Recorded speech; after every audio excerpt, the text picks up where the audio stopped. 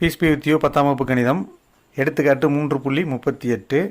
நம்ம இந்த கணக்கை படித்து பார்த்துட்டு ஒரு இருபடி சமன்பாட்டை உருவாக்கி அதை தீர்த்து இதற்கான விடையை கண்டுபிடிக்க போகிறோம். இப்போ நம்ம 1 by 1 படிக்கலாம். ஒரு இடத்தில் x² அன்னங்கள் கூட்டமாக இருந்தன. அப்போ மொத்த அன்னங்கள் வந்து x².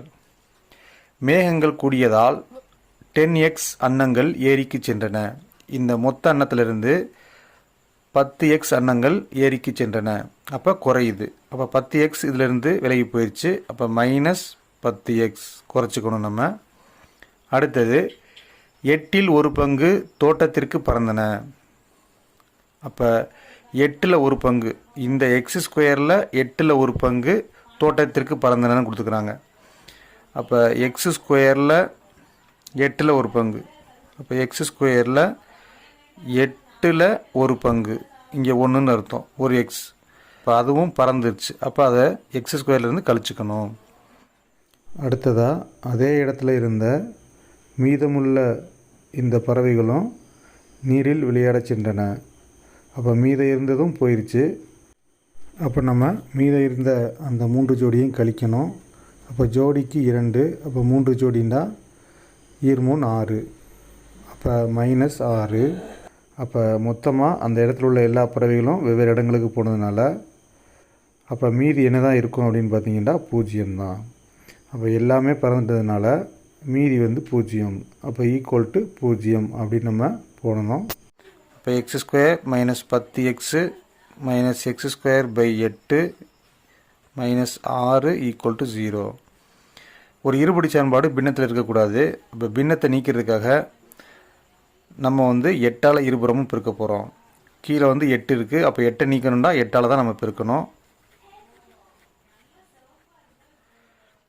அப்போ 8x² -8 × 10 80x -8 × x²/8 -6 × 48 = 8 × 0. இங்கே வந்து 8 கட்டு அடிச்சிடலாம். ஓரட்டு 8 ஓரட்டு 8.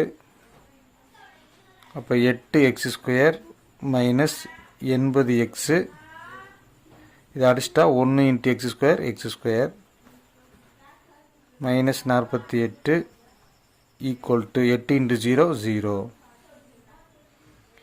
இங்கே ரெண்டுமே ஒத்த உறுப்புல இருக்குது. அப்போ இது ரெண்டையும் நம்ம கூட்டலாம் அல்லது கழிக்கலாம். குறிகள் மாறி இருக்குது. அப்போ நம்ம கழிக்கிறோம். அப்போ 8x² ஒரு x² கழிச்சிட்டா நம்மளுக்கு 7x² -80x -48 = 0. இதை நம்ம கிராஸ் மெத்தடில் சால்வ் பண்ண போகிறோம். அப்போ இந்த இடத்துல 1 தான் இருக்கணும், இந்த 7 இருக்கக்கூடாது. அதனால் 7 இதோட பெருக்கி வச்சுக்கிற போகிறோம். அப்போ இம்ப்ளைஸ் x² -80x மைனஸ் இதை 7 இதோட பெருக்குனா 336 = 0. அப்போ கிராஸ் மெத்தடில் பெருக்குனா -336 வரணும், கூட்டினாலும் கழிச்சாலும் -80 வரணும். அந்த மாதிரி 2 எண்களை நம்ம கண்டுபிடிக்கணும். அப்போ அதுக்காக நம்ம L டிவிஷன் போட்டு பார்க்குறோம். 336 இப்போ 2ஆல் ஊற்றா ஓரண்டு 2 மிச்சம் 1, 6 12 மிச்சம் 1, எண்ணி 2 16. இப்போ 168ஐயும் 2ஐயும் பெருக்குனா 336 வரும். இப்போ கழிச்சாலோ கூட்டினாலோ 80 வராது. அப்போ மீண்டும் L டிவிஷன் பண்ணணும். எண்ணி 2 16, 4 2 8. இப்போ நம்ம இந்த 2 எண்ணையும் பிரிக்கலாம். 2 4. இப்போ 4ஐயும் 84ஐயும் பெருக்குனா 336 வரும். அதே 4ஐயும் 84ஐயும் கழிச்சா 80 வரும். அப்போ கண்டிப்பாக இது வந்து இதை சாட்டிஸ்ஃபைட் பண்ணும். அப்போ 2 4 இது ரெண்டையும் பிரிக்கி வச்சுக்கலாம். 4 இது 84. அப்போ 4 இது 84. இப்போ நம்மளுக்கு பெருக்குனா மைனஸ் வரணும், கழிச்சா -80 வரணும். அப்போ பெரிய எண்கிட்ட மைனஸ் போடணும், இங்கே ப்ளஸ் போடணும். 4 84 336. இப்போ 84 4 கழிச்சா -80. இங்கே வந்து 7 வச்சு பெருக்கியிருக்கோம். அதை சமப்படுத்துறதுக்காக 7ஆல் வகுக்கணும் /7. இதை நம்ம வகுத்துடலாம். ஓரேல் 7 ஓரேல் 7 மிச்சம் 1 ஈரேல் 14. இதை நம்ம பிரிச்சுக்கலாம். எக்ஸ் ப்ளஸ் 4/7 ஈக்குவல் டு 0 அல்லது எக்ஸ் மைனஸ் 12 ஈக்குவல் டு 0.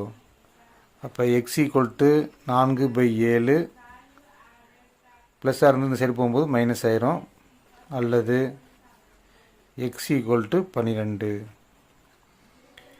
இப்போ கேள்வி என்னென்னா மொத்த அன்னங்களின் எண்ணிக்கை எவ்வளோன்னு கேட்டிருக்கு. எண்ணிக்கை வந்து நெகட்டிவில் வராது, பாசிட்டிவாக தான் வரும். இங்கே மொத்த அன்னங்கள் வந்து எக்ஸ் ஸ்கொயர். அப்போ நம்ம கண்டுபிடிச்சது வந்து எக்ஸ் ஈக்குவல் டு 12ன்னு கண்டுபிடிச்சோம்.